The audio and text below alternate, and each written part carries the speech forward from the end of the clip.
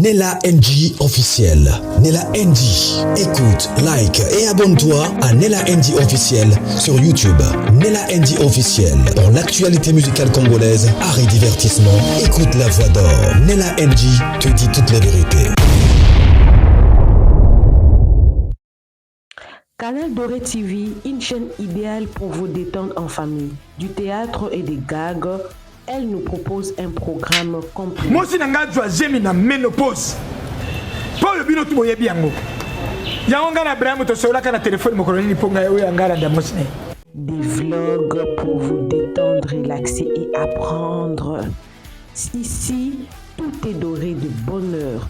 Découvrez le monde doré en vous abonnant et cliquez sur la cloche de notification pour plus d'actualités ainsi que beaucoup de monde doré. Première sortie où on voit JB Piana très heureux, c'est aujourd'hui, quand la vidéo est sortie sur les réseaux sociaux où il souhaitait joyeux anniversaire à sa fille Soraya. Revoyons d'abord quelques images et puis nous allons revenir pour commencer notre analyse. Parce que actuellement là, il y a des panels qui sont ouverts sur TikTok. Il y a des commentaires, les gens insultent, ils insultent les enfants, ils insultent JB. Ça fait même pas un mois que votre soeur a été enterrée, patati patata. Nous allons essayer de partager ça ici chez la NG officielle. Mais retenons que tout le monde ne sera toujours pas d'accord avec vous. Peu importe. Alors, suivez cette toute petite vidéo-là et puis nous allons revenir ici pour enchérir. Aujourd'hui, nous célébrons l'anniversaire d'une personne très très spéciale à nos yeux. Il s'agit de ma fille Soraya Piana, chef-d'œuvre de beauté. Aujourd'hui, c'est ton jour. Happy birthday to you, Mbotama et l'amour, que du bonheur. Profite bien de ta journée, fête ça bien, amuse-toi. Que Dieu te garde, longue vie à toi. Gloire à Dieu pour cette bougie qui vient de s'ajouter dans ta vie. Sois béni. Check, c'est pas pareil. Tage, c'est mignon toujours, c'est des choses et amakam. Toujours, le calme est bon.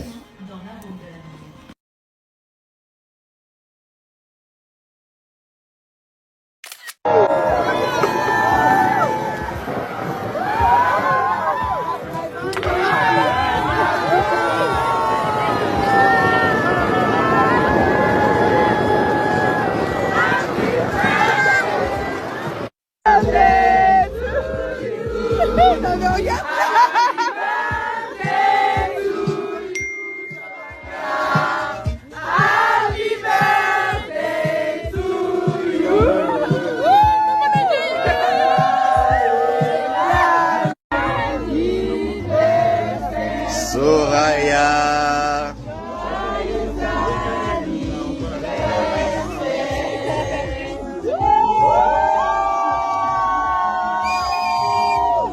Océane accueilli, alors tu as que tu perdre papa nae. Donc tu as garder papa nae, mais tu as qui na relation contact avec JB, avec maman Agnès, avec Itat Magali, puis la famille Oya pour toi. On était ensemble. Et ali likambute ko ni biso to na problème te que JB aya to ayate, on a problème il y a famille. Toza na contre rendre te ya batu, to na rendre te, toza bien matangi passé awa, matangi passé pe na Kinshasa, ba JB basali matanga ya mwana emonani, ndei pe tozala ki JB pe mutu azalaki azui chargé en tout famille ya JB nyoso to ezalaki awa, délégation ya Kinshasa et yaki JB normalement oui, il fallait qu'il aille mais empêchement moko salemi santé ya mutu eza santé.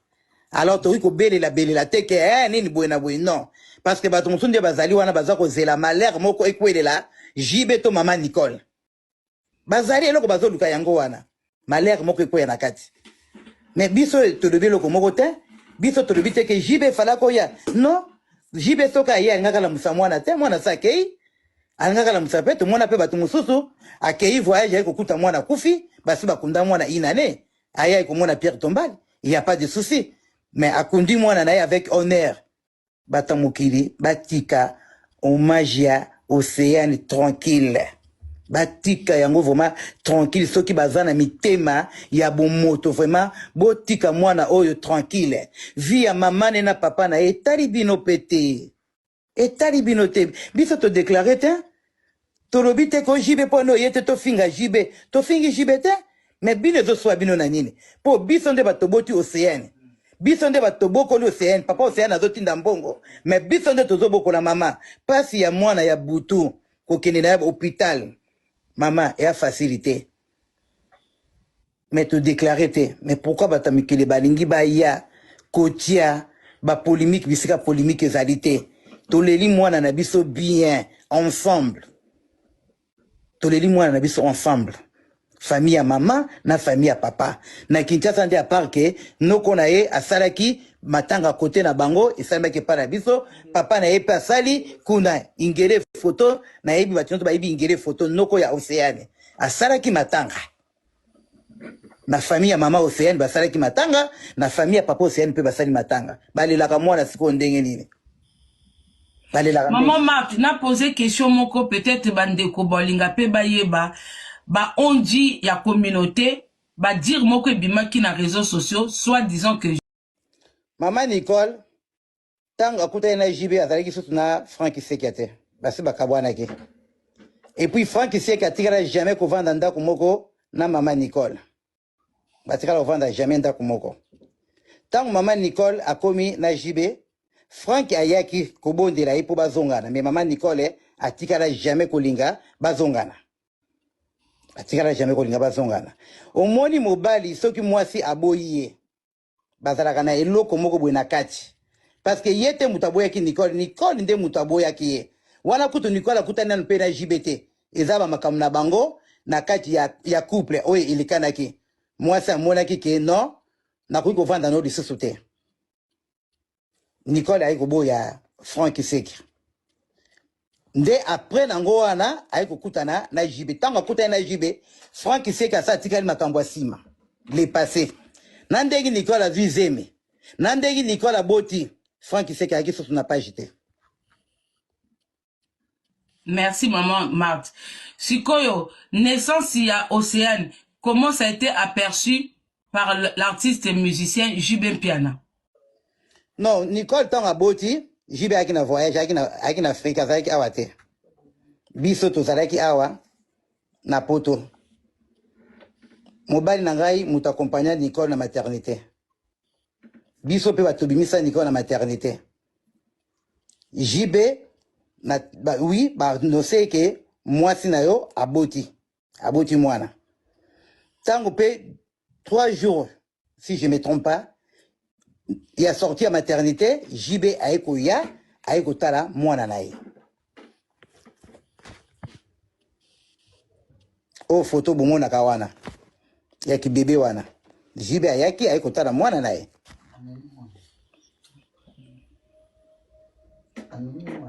Toujours maman Marthe. Donc cela veut dire que naissance ya Océane n'a jamais eu à poser de problèmes que oh mwana nae te. Wana ba ondi abatu. Donc si maman Nicole a memi zemi, si aboti jibe na déplacement, mais tant jibe aye France aye kotala mwana nae déjà bébé. Donc, Azaki déjà au courant que il a une fille. Oui, Océane. Voilà. Oui. Azalaki déjà au courant qu'il y a na mwana nae Océane. Aye kotala pe mwana nae. Mais mukili tellement bazami tema mabe. Na tout autour au kana bango kaka ba camarade na ye wana. Ba sepela te. Eloko ya sala bango pe to yebi pete. Ba bandi bukolo ba bilobela. Omoni makambo tozolo ba lelo oyo. Et l'Obama qui déjà avant.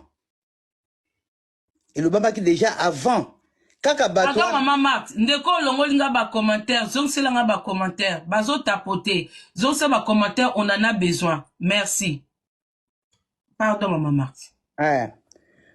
Tango nani JB aiko tala mwana na ye, ba camarade ne komoni ba via ba camarade. O bozalaka ba groupe bo tondi ba camarade belé. Misusu bakomaki jaloux. Mama même biso ngai nde nazali awa mobali nanga zane starte. Même muninga musako ya na ndako azotira mobali nanga mutema.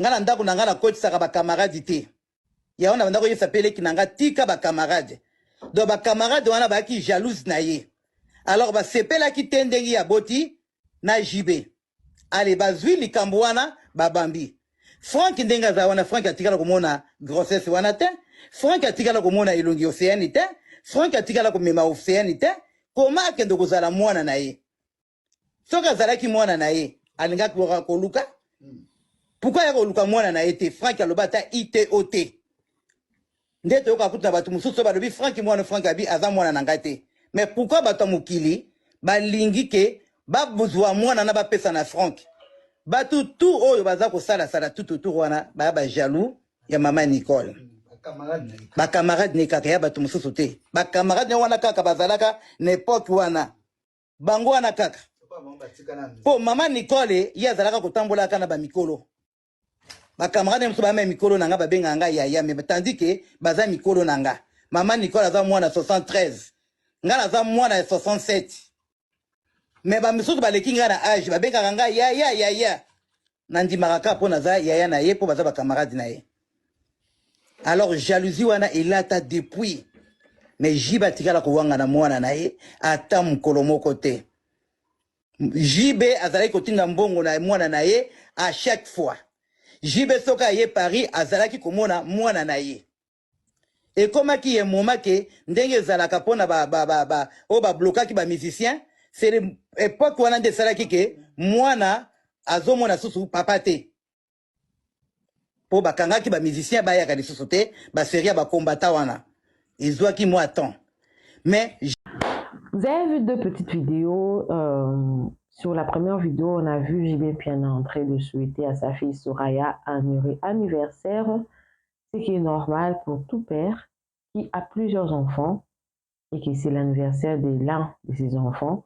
Donc, tu peux bien le faire en privé et puis l'enfant te dit non papa, mets-les sur ton Snap pour que ça reste comme un souvenir parce que généralement nous, quand il y a un problème sur les réseaux sociaux, facilement nous courons sur le page de ces personnes-là pour prendre un peu de mémoire et tout, venir parler d'un problème, d'un sujet, des histoires comme ça.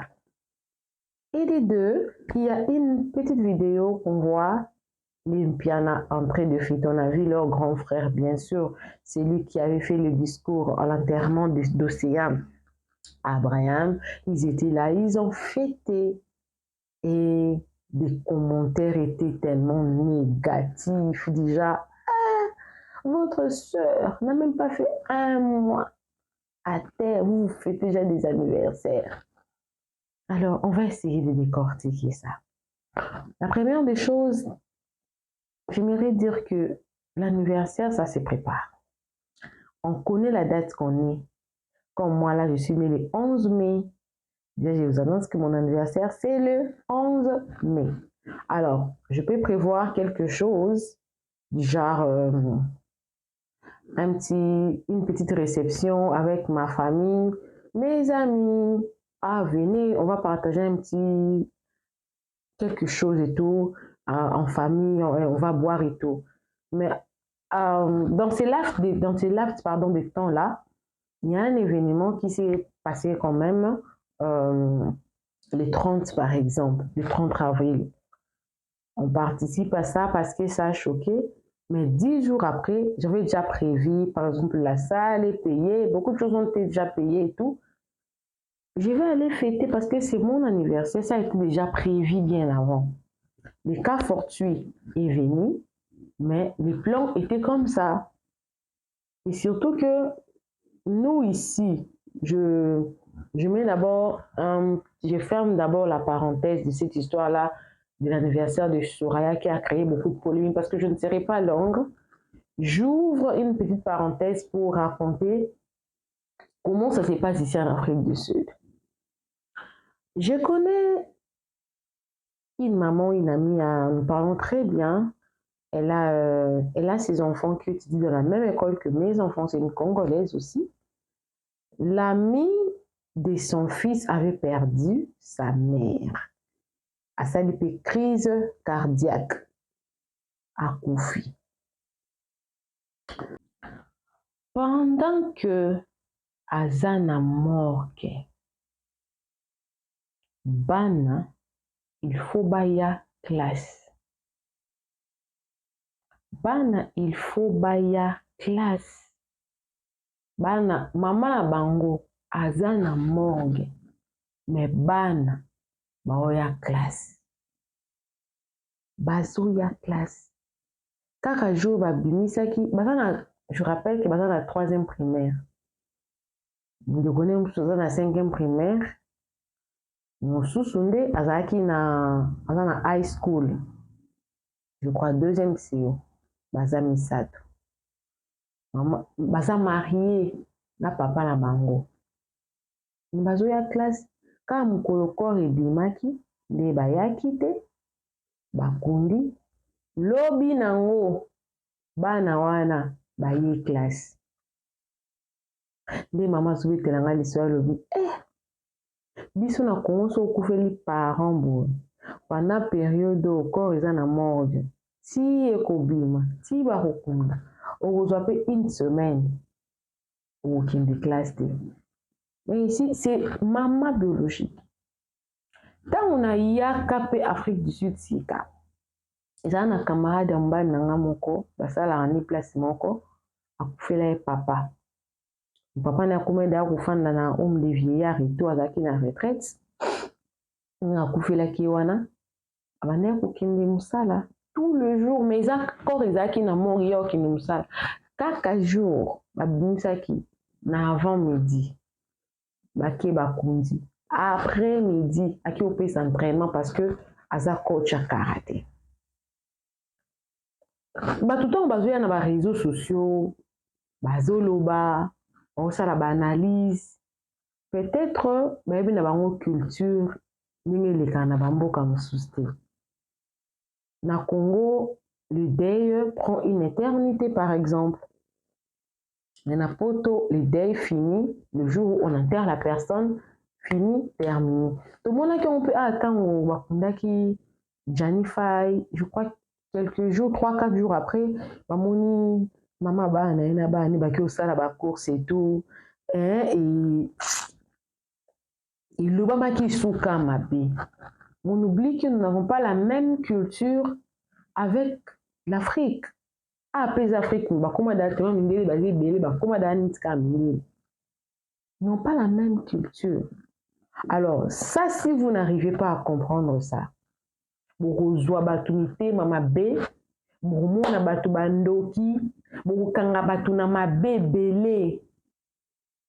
parce que vous ne comprenez pas. Pourquoi JB n'a pas annulé encore son concert?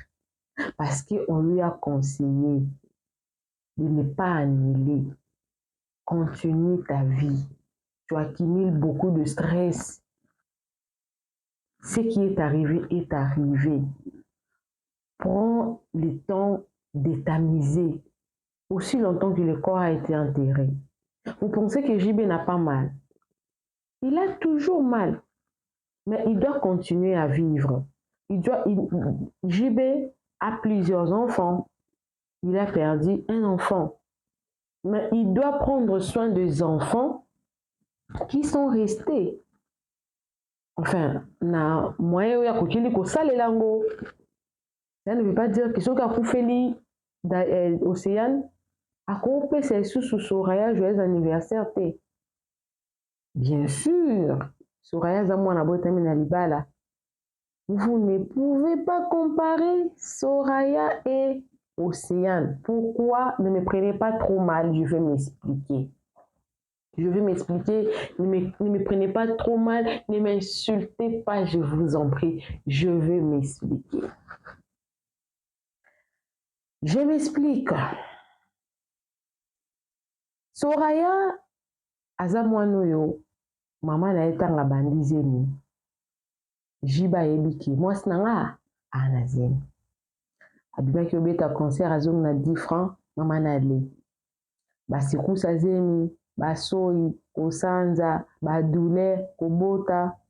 JB a participé à ça. A beaucoup Libana, à Moni Bango, une année, 2 ans, 3 ans.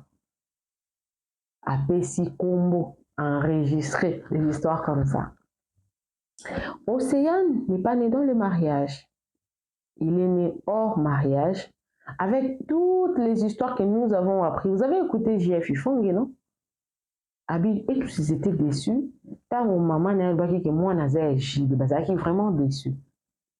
Entre guillemets, vous savez peut-être pourquoi, parce que peut-être Jibe Azala n'a été, toi Azala qui n'a été.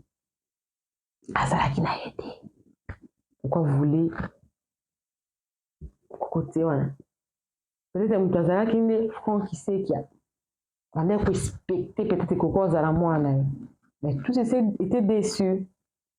Mais à quoi les cas peut-être en passant, parce qu'il y a une photo qui a circulé. À mon Jibe a mis Océane. Allez, quand on a eu hôtel à Bino, prenons une photo de souvenir. Mais après, est-ce qu'à mon en a reçu à Colinaï? Non. À Ozoa Combo, ou à Papa Naï. Mais, mon a été que, vous tout le monde, vous faites un mboka moko, vous comme le quoi famille, bana ba mesani, à Koufi, au lié au lati souci, au fandi ba jour et belé nandaku, santé tungisio, au lati nini. Mon Koufi peut-être cousin, peut-être parent, mais ça fait peut-être 20 ans de mon aïe. Tu vas pleurer. Mais, moi, quand c'est le coup là, Azanaï, à quel voyage? Parce que, mon fandi na la plus proche. Moi, ma affection, mon écrire, moi, intimité, mon ma casse écrire par rapport à la personne qui est loin. Par rapport à la personne qui vous fait un épenzate. Je n'ai pas dit que JB a aligné Océane. Aligné. Les autres questions, il y a une affinité. Les autres questions, il y a une affinité. Vous ne pouvez pas condamner un père de pouvoir s'occuper d'autres enfants qui sont restés parce qu'il a perdu un enfant. Ça, c'est lui traiter tellement dur. Ça, c'est être trop dur envers JB. Il essaye d'oublier ce qui s'est passé tout en gardant le souvenir. Mais cela ne va pas l'arrêter. Il y a qu'au vivre. Il y a qu'au vivre, il y a qu'au séquer, il y a qu'au aller bien. Surtout qu'il est en train de préparer un concert, il doit être bien assis dans le moral, dans la montagne. Il faut aller bien assis. Or, ne lui tenez pas rigueur. Ne lui tenez pas trop rigueur. Là, il va dire qu'ils c'est pas bien. Soutenez-les. Comme vous avez soutenu la maman d'Océane, soutenez-les aussi. Je pense que maman d'Océane a une Nzambe. A Ozong, il a fait Moussa, il y a peut-être dimanche, on a appelé l'église. A Ozong, il a fait mercredi à Képé culte. On essaye en tout cas de vivre avec ça comme souvenir. On garde de bonnes pensées sur la personne qui est partie, mais on essaye de continuer à vivre. Pour ceux-là qui veulent condamner Soraya, Soraya n'est qu'un enfant. Ce n'est qu'un enfant. À Coxy, on ne sait pas. Peut-être essayer de dire, laisse-moi m'amuser, parce que la vie, elle est courte. Je dois faire ma vidéo. Je dois garder souvenir de mes vidéos. Je dois faire mon anniversaire. Il y avait déjà des gens qui étaient invités. Bon, on a déjà enterré. On continue la vie. Mais vous savez peut-être pas. Soraya Pazaki et moi, enfant d'Abi. Oh, si Océane était là. Si Océane pouvait faire ça. Si Océane pouvait participer à ça. Vous ne connaissez pas la douleur des gens. Mais c'est vous qui êtes là à s'asseoir sur les réseaux sociaux, des panels, pour parler des problèmes des gens qui vont ne maîtriser pas. Il faut arrêter ça, c'est pas bien. Je voulais seulement marteler sur ça. Et je pense que je ne serai pas longue en tout cas. Donc, si Johanna, ils ont déjà clôturé, ils ont la famille à Océane, il y a maman à côté maman nae, ils ont à côté papa nae.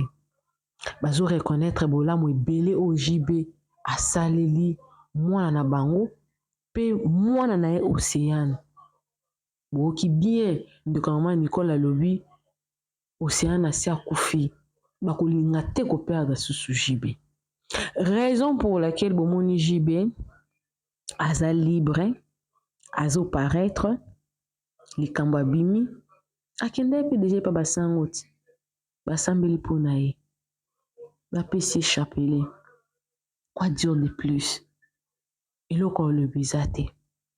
Même ngai naza d'accord, naza vraiment d'accord que JB ameka ko vivre, JB ameka kosala eloko mosusu en dehors ya kokanisa kanisa. Osala biso mpe pasi komonaki lelo mpe JB mpe aza te. Ba exemple nyonso na zwi wana eza kaka mpona kolakisa bino ke oyo JB asali eza abomination te. Ce n'est pas une abomination. Ce n'est pas une abomination. C'est parce que azana batu tout autour na ye. Ba o soutenir ye balobi non papa, va de l'avant. Kende liboso, komilembisa te, kolila te, nzamba azali, bunda, kende, ekosimba, ekosala boye, ekoleka boye, ekotourne boye. Au moins ye kuta zwa ta chance wana. Batu msu bazana na chance wana te kozana batu tout autour na bango bazaka na bango te. Mutu msusu mona vraiment ke likambo ne penza yango oyo vraiment mazana donc azangi eloko kosala mutu aza te, mutu opesi conseil aza te, mutu soutenir ye aza te. Moi JB azana batu o tout autour na non non non papa, continue, avance, ne t'arrête pas, vas-y, tourne, pour maintenir concert. Sala concert papa. Ekosimba, nzamba kosunga, nzamba bi po ni mwana kei. Nzamba bi pourquoi salimi boy, nzamba bi pourquoi eleki boy. Na place okutu mwana akufeli kuna kutu bazo encourager, bazo lingi, bazo soutenir ye. Qui sommes-nous pour na conclure JB? Qui sommes-nous pour na conclure JB? Azala on dirait mon esclave na biso moko boy, asala makambo selon biso. Donc raison ezate. Et on a le bec nous a na moulai vraiment une émission au pot. Ba makamlo sur les réseaux sociaux ça qui déjà bien résolu. JB azana soutien batu balingi a continuer musana e. Du moins na mokili na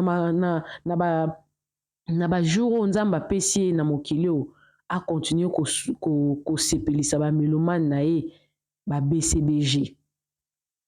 Donc bref, tous à la tolérant, tous à l'exigeante, tout mis à la place na ye, azamuto, bana mususu bana posa na ye, libota na ye, bafan na ye, tolérance ezala.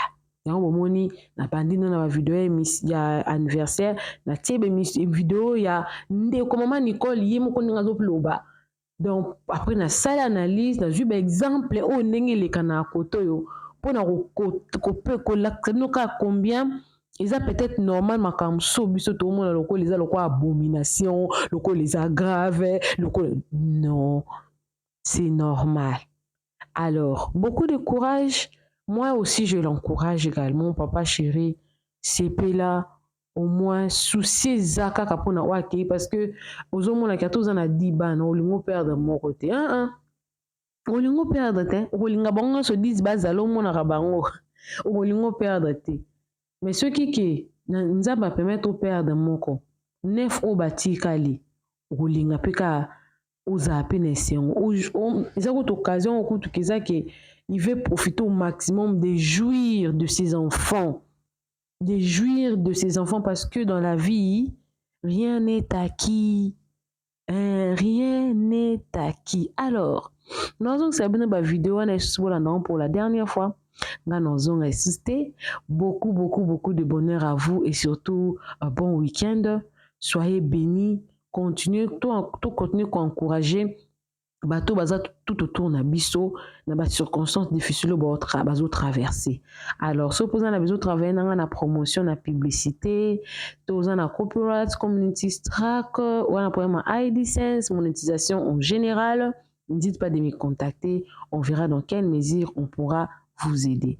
Nous avons une ba vidéo na ya JB na ya moi demi fait Océane, nga nous avons pardon ya Soraya, nous avons bisous suivez.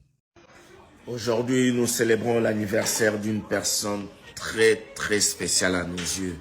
Il s'agit de ma fille Soraya Mpiana, chef d'œuvre de beauté. Aujourd'hui, c'est ton jour. Happy birthday to you, Mbotama et l'amour, que du bonheur. Profite bien de ta journée, fête ça bien, amuse-toi. Que Dieu te garde, longue vie à toi. Gloire à Dieu pour cette bougie qui vient de s'ajouter dans ta vie. Sois béni. Check, c'est pas pareil. C'est mignon toujours, c'est des choses et amakam. Toujours, le calme est bon.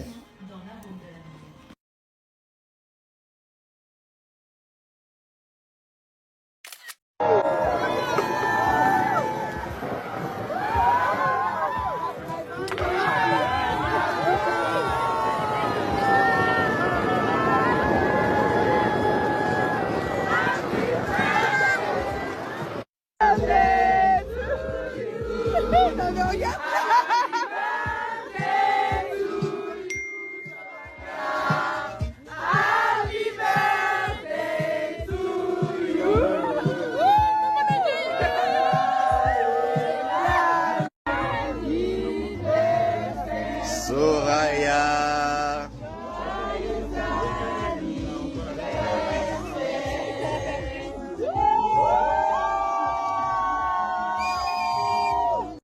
Canal Doré TV, une chaîne idéale pour vous détendre en famille. Du théâtre et des gags, elle nous propose un programme complet. Moi aussi, je suis en ménopause. Pour le bino, tu bien. Des vlogs pour vous détendre, relaxer et apprendre. Ici, tout est doré de bonheur.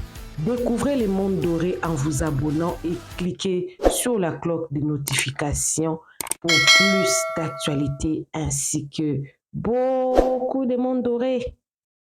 Nella NG officiel. Nella NG. Écoute, like et abonne-toi à Nella NG officiel sur YouTube. Nella NG officiel. Pour l'actualité musicale congolaise, art et divertissement, écoute la voix d'or. Nella NG te dit toutes les vérités.